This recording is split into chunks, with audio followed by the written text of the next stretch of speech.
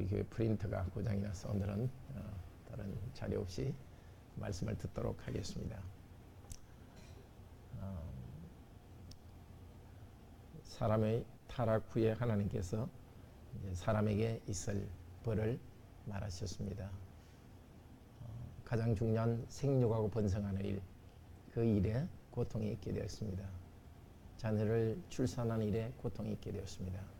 땅을 다스리고 정복하는 일도 전에는 정말 기쁨이요 예술이요 놀이와 같았지만 이제는 고통이 더해졌습니다. 그리고 가장 직접적으로 하나님을 만나는 장소인 에덴 동산으로부터 이제 쫓겨나는 이야기입니다. 오늘 쫓겨나는 이야기는 사람의 죄 때문에 당하는 그 결과로 당하는 하나님부터 멀어지는 비참함을 이야기합니다. 그렇지만 그와 동시에 하나님께서 징벌하시면서도 새롭게 은혜를 주시는 하나님 은혜가 여기에 있습니다. 20절은 좀 직역으로 하면 이렇게 됩니다. 그 사람, 성경에서 그 아담은 그 사람이라는 뜻이기도 합니다. 고유명사로서 아담이기도 하지만 사람이기도 합니다. 그러니까 그 사람이 그의 아내의 이름을 하와, 생명으로 불렀다. 왜냐하면 그녀는 모든 생명의 어머니가 되었기 때문이다. 그리고 21절은 여호와 하나님이 사람을 위해 그리고 그의 아내를 위해 가죽옷을 만들고 겉옷을 입히셨다. 자, 타락 이후에 하나님께서 하는 조치, 어떤 일을 하고 있는가 하는 것입니다.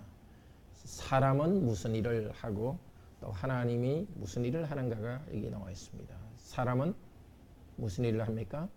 아담은 다시 이름 짓는 일을 합니다. 2장에서 아담은 동물의 이름을 지었습니다. 이름을 짓는 일이 뭐라 그랬죠? 이름을 준다는 것은 성격을 이렇게 정하는 것입니다. 그게 하나의 그 다스림입니다. 그러니까 공중의 새와 땅에 있는 것들을 다스리라 하셨기 때문에 그것을 다스리기 위해서는 이름을 정하고 하나의 그 원하는 대로 그것을 이렇게 움직이는 일을 했는데 이제 자기 아내에게 이름을 짓고 있습니다. 아내를 다스리는 일을 하고 있습니다. 이제 남편이 너를 다스릴 거라 했는데 이제 다스림의 상징적인 행동을 보여주고 있습니다. 그리고 또 한편으로서는 타락 후에도 아담은 계속 일한다는 것을 보여주고 있습니다. 하나의 가정이란 조직하면서 가정의 그 머리로서 다스리는 일을 계속합니다.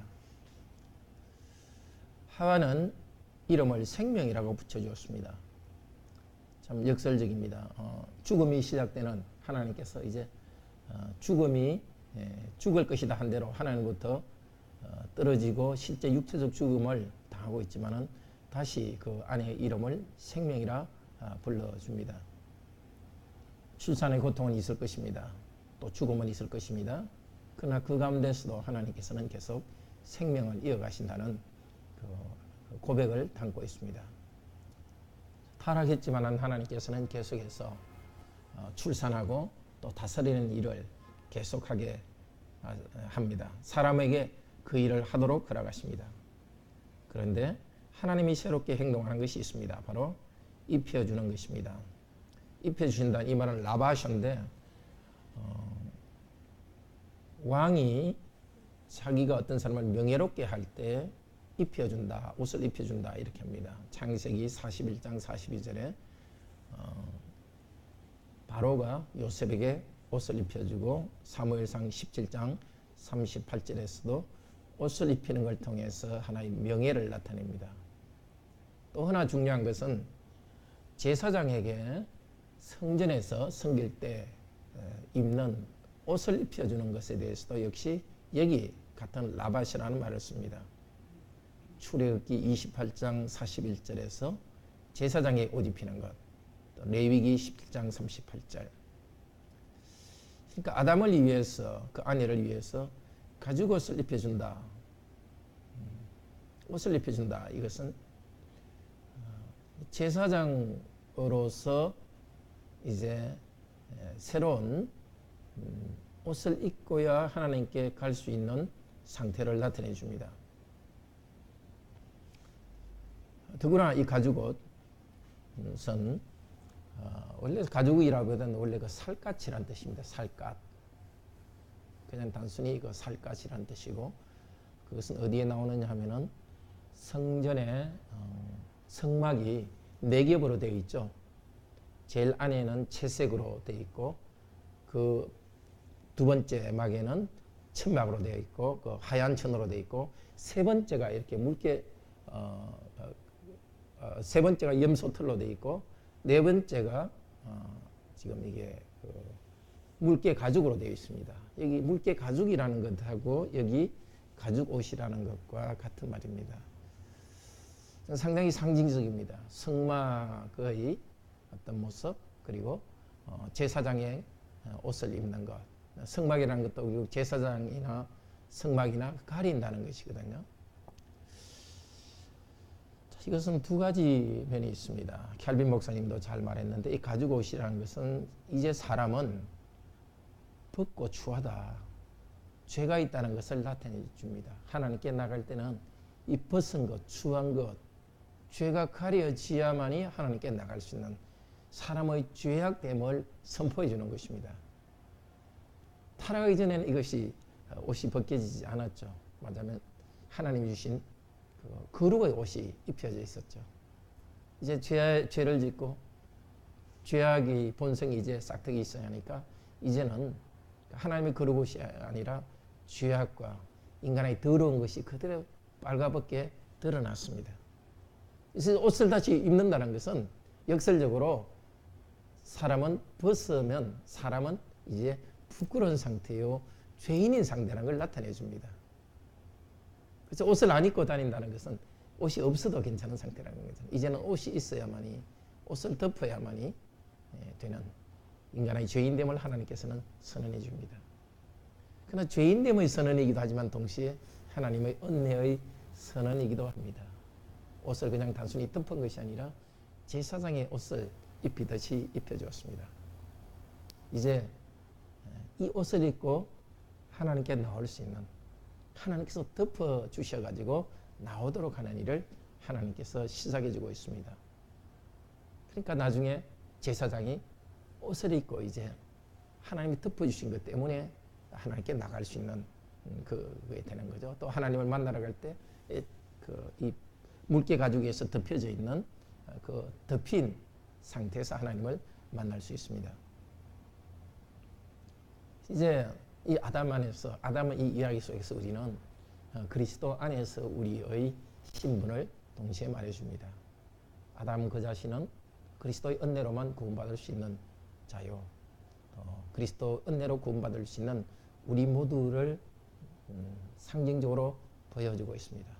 이제 우리는 하나님께 구약 성전 제사장들이 옷을 입었듯이 이제는 우리는 그리스도로 옷 입고 하나님께 나아갑니다. 예수 그리스도의 이름을 부르고 하나님께 나아갈 수 있는 이것은 우리에게 역시 두 가지를 생각나게 합니다. 그리스도가 아니고는 우리는, 그리스도 밖에는 정말 더러운 자요 하나님께 나아갈 수 있는 우리의 죄인됨을 생각나게 합니다. 예수 그리스도를 이름을 부르고 믿는다는 것은 다른 사람과는 다르게 우리들은 뭐가 특별한 게 있다고 주장할 수 있는 게 없습니다.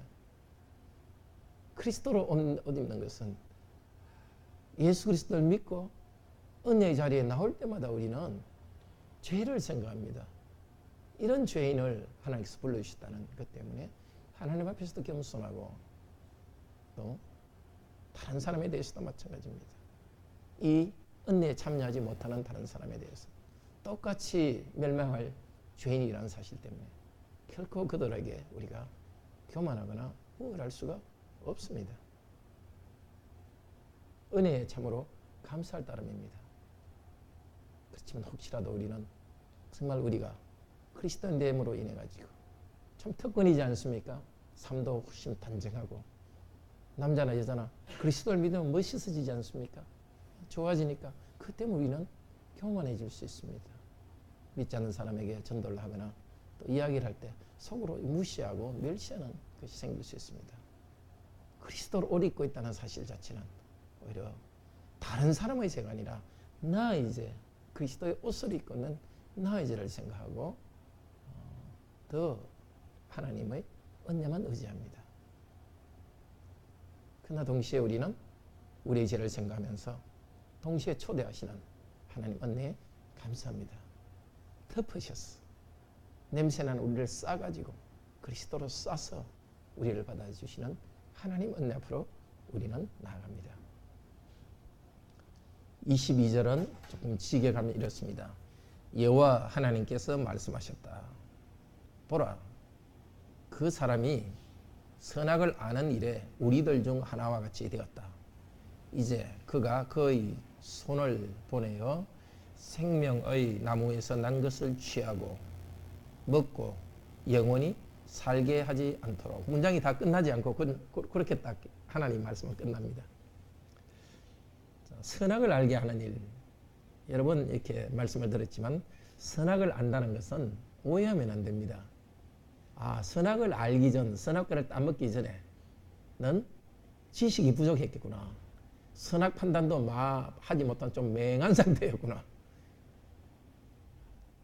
윤리적 어떤 감수성이 약한 상태였구나.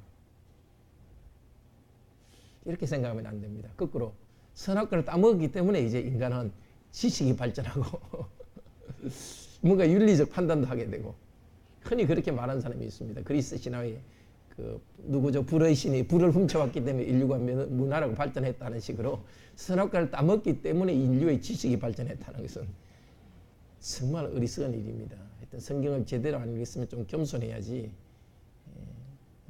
정말 선악을 한다는 것은 선악의 판단 기준을 사람이 결정한다는 것입니다. 하나님이 정한 선악의 기준을 주셨습니다. 그 안에서 살도록 한 겁니다. 근데 이제는 선악의 기준을 자기가 정해서 마음대로 한다는 겁니다. 그거는 발전이 아니고 퇴보입니다.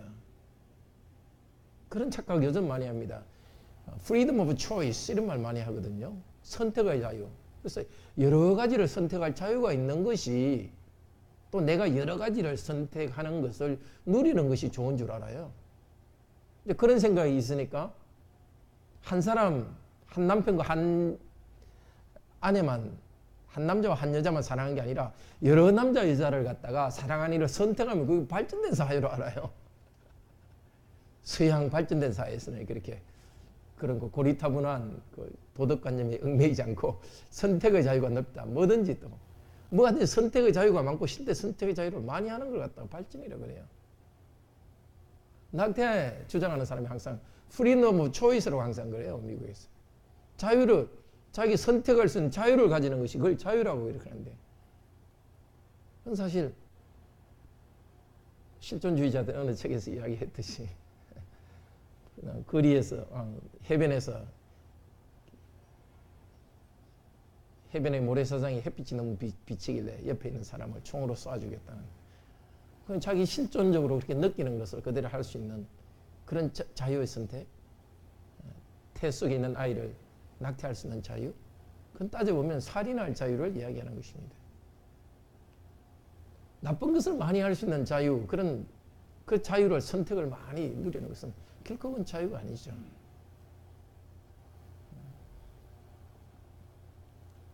말하자면 이 선악을 알게, 선악에 대한 결정을 하는 아담의 그 죄악 거기서 지금 우리 인류가, 사람들이 소위 말하는 발전이라 하면서 가져왔던 죄악의 원형이 거기에 있습니다. 하나님 말씀에 순종하면은 그 하나님의 도덕적 세계 안에서 정말 행복하게 살 수 있었습니다. 하나님께 순종하면서 조화롭게 살 수 있었습니다. 그러나 하나님께 불순종하면은 그 대가를 치릅니다. 대가를 치러서 결과가 정말 비참하고 죽음이라는 걸 알고 그때 가서야 후회를 하고 있습니다. 한 개인도 하나님 말씀에 순종해서 나가지 않고 자기 원하는 대로 선택해서 나가면 그 결과가 당장은 나오지 않고 우선 그 죄악의 결과를 갖다 좋아하고 즐기죠. 그러나 하나님의 세계는 아무리 사람이 선택을 한다 하더라도 하나님의 세계는 선택되지 않습니다. 하나님 지난 윤리적 세계 외에 다른 세계는 없습니다. 지금 이게 유일한 선택이니까 엉뚱한 선택을 한 겁니다. 5년, 10년 지나면은 자기가 잘못된 선택인 줄 알고 그 대가를 치릅니다. 가정에 헌신하지 않은 사람은 시간이 지날수록 부부와 자녀와의 관계 속에서 대가를 치릅니다. 한 개인도 그렇고 한 사회도 그렇고 인류 역사도 그렇습니다. 근데 서양에서 수십 년 전에 여사들이 이렇게 임신을 안 하고 그렇게 하다가 자기 그 경력만 추구하다 보니까 이 사회가 이게 아니다 싶어가지고 이제는 그 저기 프랑스나 이런 데서도 여성들이 이렇게 임신 가정으로 다시 들어간 일들이 옛날부터 많아진다 그럽니다. 잘못 시행착오를 한 다음에 돌아가는 그런 그 어리석은 일을 하고 있습니다. 그런 것은 작은 선택과 또 작은 결과를 가지고서 다시 또 조금 바꿀 수도 있지만 정말 하나님을 믿지 않고 자기 길로 가서 죽음으로 인생이 끝난 뒤에는 이제는 돌이킬 수가 없습니다. 말하자면 이 선악을 알게 하는 일을 스스로 결정한다는 것은 바로 그런 것입니다. 그런데 만약에 그들이 손을 내밀어서 생명의 나무에서 난 것을 먹고 영원히 산다면 그게 영생입니까? 삶이 길어진다고 영생인가요? 영생은 그 기쁜 삶, 진짜 삶다운 삶이 계속돼야 그게 영생입니다. 그건 영생이 아니라 제 가운데 영원히 사는 건 영사죠, 영사. 계속 죽어 있는 상태, 고통 가운데 있는 것입니다. 하데보 유름담 42문은 이렇게 묻습니다. 우리가 그리스도의 은혜로 죄 용서 받았는데 왜 우리가 또 죽어야 됩니까? 우리의 죽음은, 구원받은 성도의 죽음은 죄값을 치르는 것이 아니라 단지 죄 짓는 것을 그치고 영생에 들어가는 것입니다. 자, 하나님께서 아담에게 그 죄 있는 상태에서 영원히 살지 못한 것은 바로 이 때문입니다. 죄 짓는 것은 어느 정도 그치도록, 그치고 나서 이제 그리스도의 은혜로 새롭게 영생에 들어가도록. 만약에 아담이 타락하지 않았다면은 그 처음 상태에서 더 영생으로 바로 들어가겠죠. 근데 이제는 죽음을 통과해서 어떤 사람은 영원한 죽음으로 가는 거고 하나님 선택한 사람은 죽음에서 다시 그리스도의 은혜로 영원한 생명으로 들어가도록 하기 위해서 아담에게 죽음을 주었습니다. 그 아담의 죽음 속에서 우리는 성도의 죽음의 복을 보게 됩니다. 그래서 우리는 성도의 죽음 앞에서는 가족을 헤어진 슬픔은 있지만은 우리 사랑하는 사람이 더 이상 죄 짓는 일을 그만두고 영생에 들어갔다는 것 때문에 우리는 기뻐합니다. 그렇기 때문에 하나님께서 아담에게 선악과를 따먹지 못하게 한 거기에서 하나님의 사랑을 봅니다. 이 선악과라는 게 그랬잖아요. 다 성례와 같다 그랬죠. 선악과 안에 그게 무슨 생명의 어떤 신비의 그 불로 이거 약효과가 있고 그런 것이 아니죠. 선악과 안에 무슨 독이 들어있어 그거 먹으면 이제 죽게 되는 그런 게 있는 게 아니죠. 평범한 나무입니다. 영적 세계에서 하나님께서 하시는 것을 갖다가 우리 사람들이 더 알게 싶도록 한 것입니다. 마치 성찬의 빵과 포도주처럼 그리스도의 임재를 우리 눈에 보이는 것을 통해서 더 분명히 경험하도록 하기 위해서입니다. 그러니까 22절에서 하나님의 큰 사랑을 봅니다. 그런데 손을 보내어 이 말이는 것하고 23절에 아담을 에덴 동산에서 내보낸다. 그 같은 단어입니다. 샬라흐 보낸다고. 상당히 이런 그 그림이 보여지죠. 아담이 손을 보내서 생명나무를 보내면 영원한 죽음 가운데 있기 때문에 하나님께서는 오히려 아담을 에덴 동산에서 생명의 장소에서 바깥으로 보내서 내보내서 인류에게 새로운 구원의 길을 열어주십니다. 여기 아담에 대해서 이제 하나님께서 이제 말씀하십니다. 23절에서 여호와 하나님이 그를 에덴의 동산으로부터 보내서 그가 거기로부터 취해진 그 토지를 일하도록 했다. 토지로부터 취했다는 단어는 창세기 2장 3장에서 4번 정도 나옵니다. 하나님이 2장 15절에서는 하나님이 아담을 취해서 동산해 주셨다. 아담을 취했습니다. 또 2장 22절에는 아담의 갈비뼈를 취해서 여자를 만들었고 3장 6절에는 여자가 선악과를 취해서 아담에게 주었습니다. 하나님이 토지에서 아담을 취했다 하는 것은 2장 8절인가요? 하나님께서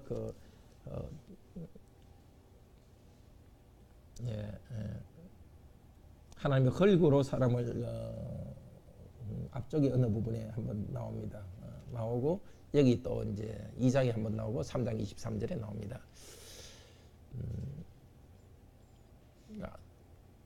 어떤 그 근원을 말하고 있는데 아담의 그 근원이 생명은 하나님께로부터 나오지만은 아담의 육체적인 것은 단순히 그 토지 물질적인 것으로 구성되고 있습니다. 그 육체는 일단 육체로 원래 상태로 돌려 보내시고 아담의 그 삶에서 새롭게 영생을 할 수 있는 길을 열어주고 있습니다. 그리고 23절로 이어지는 22절은 원래 하나님이 하시는 말입니다. 먹고 영원히 살게 하지 않도록 이렇게 해놓고 그 다음에 행동에 대해서 어떻게 하자는 표현은 안 하고 23절에서 바로 하나님이 하신 행동을 바로 이야기합니다. 이건 독특한 이야기 기법이죠. 하나님이 원래 내보내자 이런 말을 하셨을 건데 그 내보자는 말은 생략하고 이제 내보냈다 하는 것만 말하고 있습니다. 그리고 24절은 지게 가면 이렇습니다. 그 사람을 추방하고 에덴의 동산의 동편에 있는 그룹들을 불꽃의 칼을 거주하게 하여서 생명나무의 길을 지키도록 했다. 문장이 상당히 꼬이게 되어 있습니다.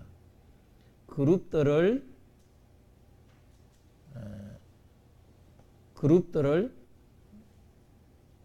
지키게 했다 이렇게 해야 되는데 그렇게 안 하고 불꽃의 칼을 거주하게 하여 이렇게 두 가지 말을 하고 있습니다. 에덴 동산에는 그룹들이 지키도록 하고 불꽃의 칼이 거기 있도록 했습니다.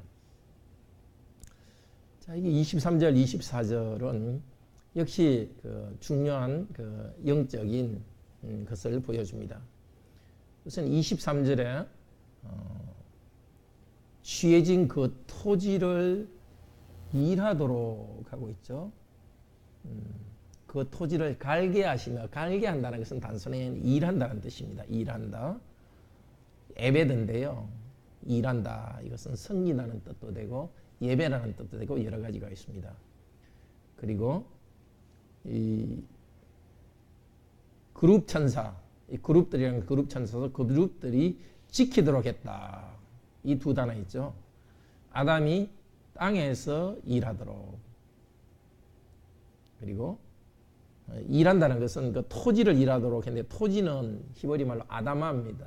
그리고 아담은 아담입니다. 그러니까 토지로부터 나왔다고 해서 토지는 아담아라 그러고 아담은 아담이라 그럽니다. 근데 이제 아담은 에덴 동산에서는 일을 하지 못하고 토지에서 일을 하게 합니다.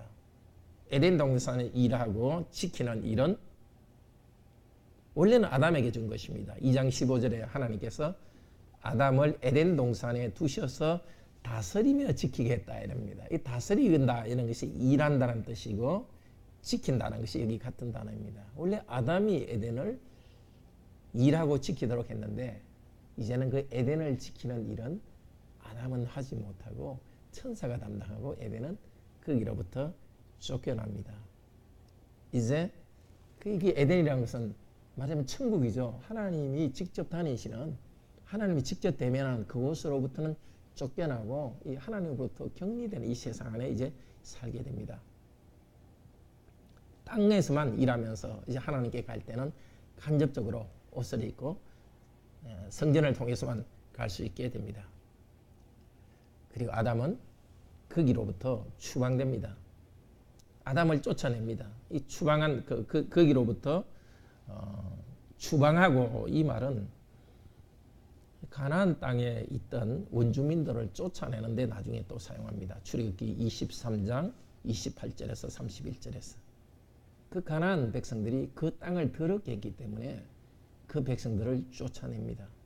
아담이 이 에덴 동산에서 쫓겨나는 것은 이후에 그 땅을 더럽힌 자들을, 땅에 있을 가치도 없는 자들을 거기로부터 쫓아내는 일을 통해서 하나님이 역사세계 통해서 계속하는 일을 보여주고 있습니다.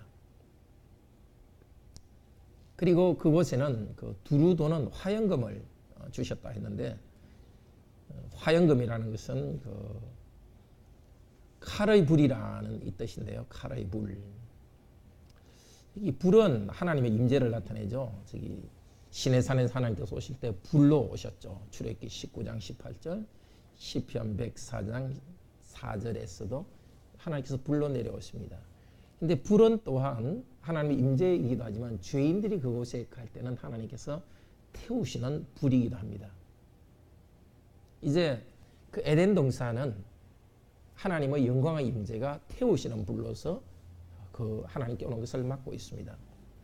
두루 돈다는 하파라는 이 단어는 창세기 19장에서 21절, 25절, 29절에 한 번 더 나옵니다.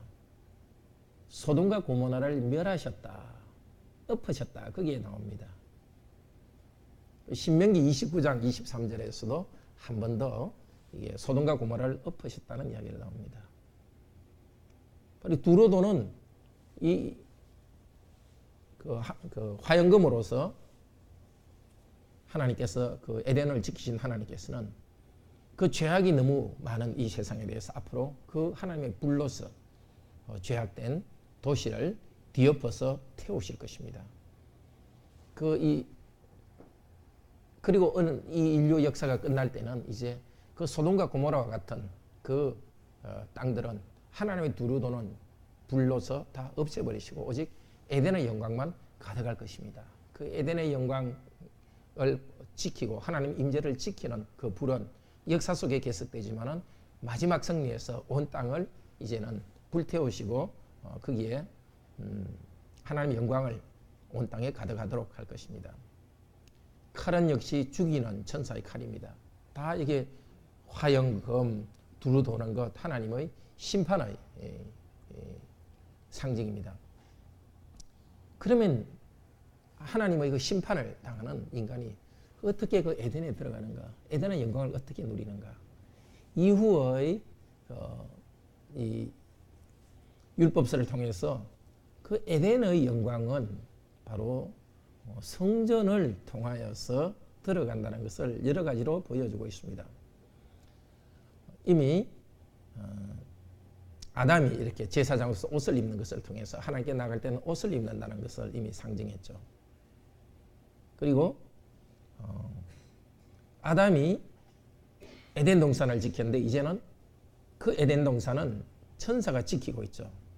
그런데 이 지킨다는 것은 나중에 가면은 제사장이나 레위가 성막을 지킨다는데 거기에 그대로 사용됩니다. 민수기 3장 7절에서.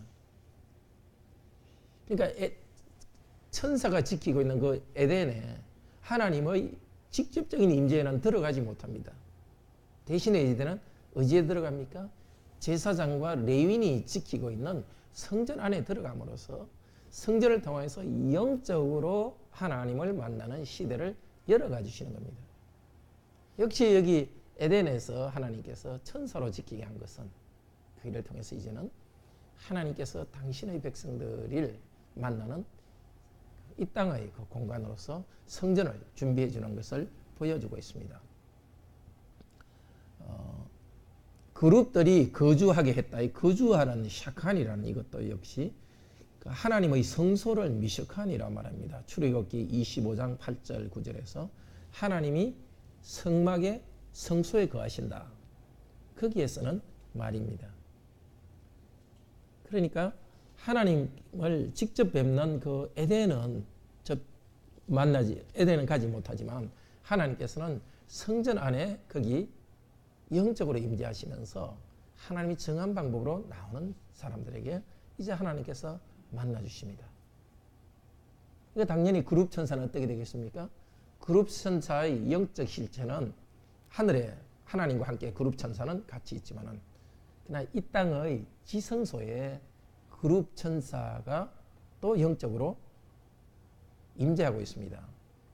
구약 성막의 지성소에는 지성소의 그 법궤 뚜껑 위에 그룹 천사가 조각되어 있고 나중에 성전을 지었을 때는 법궤 뚜껑 위에뿐만이 아니라 큰 그룹 천사가 또 2명 있어가지고 4명의 그룹 천사가 지성소 안에 있습니다. 그리고 이 성막의 곳곳에 그룹 천사들을 수놓았고 또 성전의 벽에는 그룹 천사들을 수놓습니다. 그러니까 이 성전에 들어갈 때 이제 하나님의 백성을 대신해서 제사장이 성전에 들어갈 때 말하자면 잃어버린 에덴의 그 하나님의 임재 안으로 들어가는 것입니다. 생명나무가 거기 에덴에 있었는데 성전 안에는 금촛대가 있습니다. 금촛대가 바로 나무 형태로 되어서 그 생명나무가 있는 에덴을 생각나게 합니다. 그리고 에덴 동산의 문이 동쪽이었는데 성막과 성전의 문도 동쪽입니다. 자, 이 모든 것을 통해서 하나님께서 보여주는 것은 아담을 그 하나님을 직접 만나는 그곳으로부터 추방하시면서 하나님께서는 이제 수단을 통해서 하나님을 만나는 길을 열어주신다는 것입니다. 전에는 아무 중보가 필요 없었습니다. 하나님을 직접 만났습니다. 죄가 없었기 때문에. 근데 이제는 은혜의 수단이 필요했습니다. 그 은혜의 수단이 이 그림을 통해서 앞으로 하나님이 보여주실 은혜의 수단을 보여줍니다. 바로 제사장과 성막과 제물을 성전과 제물을 보여줍니다. 사람은 하나님의 임재에서 추방됩니다. 이제 하나님께 나아가더라도 직접 하나님께 나아가는 것이 아니라 성막을 통해서 하나님께 접근해야 됩니다. 그리고 성막에는 뜰에는 화영검의 불처럼 제단에서는 불이 타오르고 있습니다. 그 불 위에서는 제사를 드리면서 제물을 바치면서 그 하나님이 정하신 방법으로 속죄제를 드리고 하나님의 은혜로 죄 용서 받아서 하나님 앞에 들어갑니다. 그리고 이제 하나님께 헌신하는 것도 동물을 번제를 드리면서 하나님께 헌신하고 하나님이 그 헌신을 받으시는 번제를 드리게 됩니다. 하나님께 감사할 때도 이제는 화목제 제사를 드리면서 하나님께 감사합니다. 그 제물이 보여주었던 실상이 바로 마음 상하신 하나님의 심입니다. 구약 성전에서 죄인들을 받으실 때 하나님께서는 죄인들의 상태에 맞게 자신을 낮추었습니다. 죄인들이 죄를 용서하시고 자존심을 굽히셨습니다. 출애굽 백성들이 처음 율법을 받을 때 그 말씀에 순종하지 않고 금송아지를 만들었을 때 하나님께서는 그들을 멸하시지 않으시고 하나님의 그 거룩의 진노로 멸하실 수 있지만 멸하시지 않고 다시 자기를 부인하시고 자기를 굽히셨습니다. 굽히신 하나님께서는 제물을 통해서 만나는 수단을 만들어 주셨고 바로 거기에는 사람들의 죄를 다 책임지시는 그 하나님 당신이 책임지시는 하나님 당신의 그 자기 부인이 거기에 있었습니다. 마침내 하나님 아들이 세상에 오셔서 당신의 몸을 제물로 드렸습니다. 로마서 3장 25절은 그 아들을 화목 제물로 삼으셨다 이렇게 합니다. 로마서 3장 25절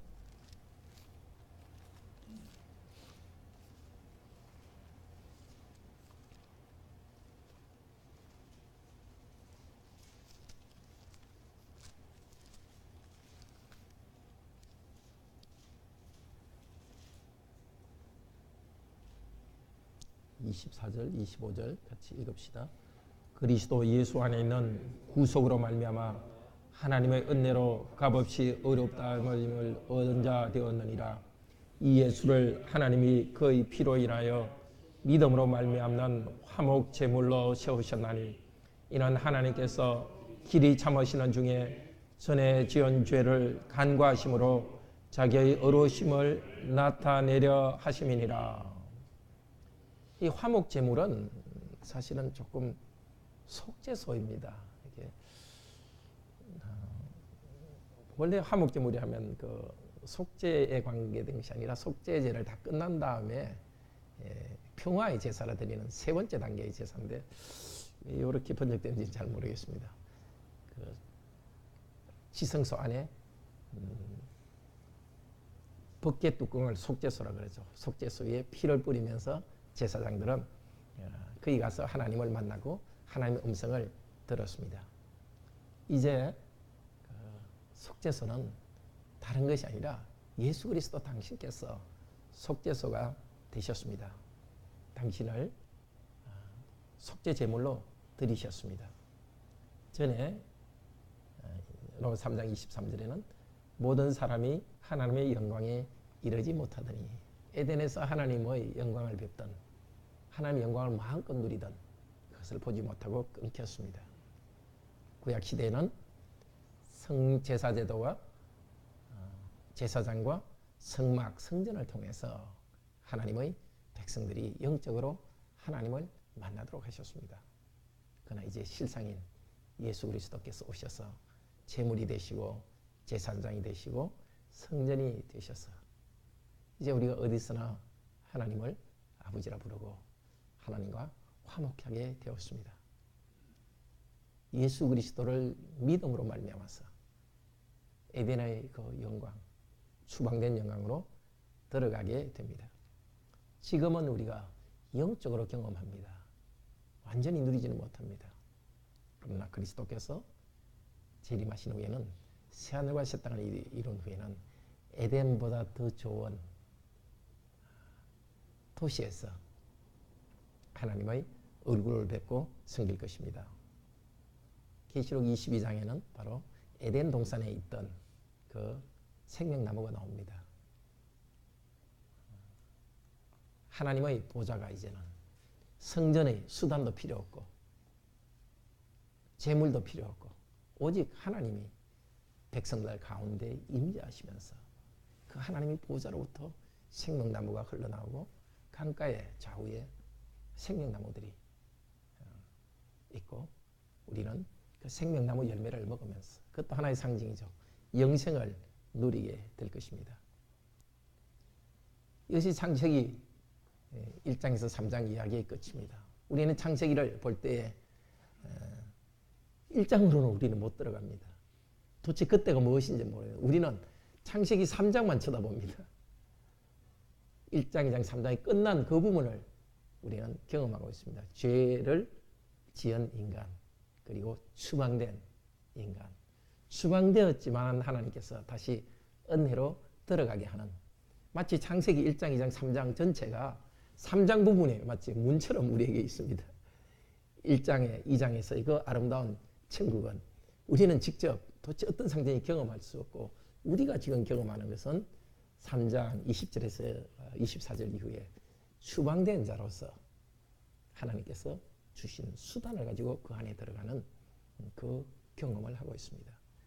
바로 에덴의 이야기는 죄에 대한 하나님의 심판의 이야기이기도 하지만 바로 마지막 이야기는 다시 은혜를 열어주는 이야기입니다. 우리에게 다시 에덴의 이야기를 배우면서 우리에게 믿음을 요구하십니다.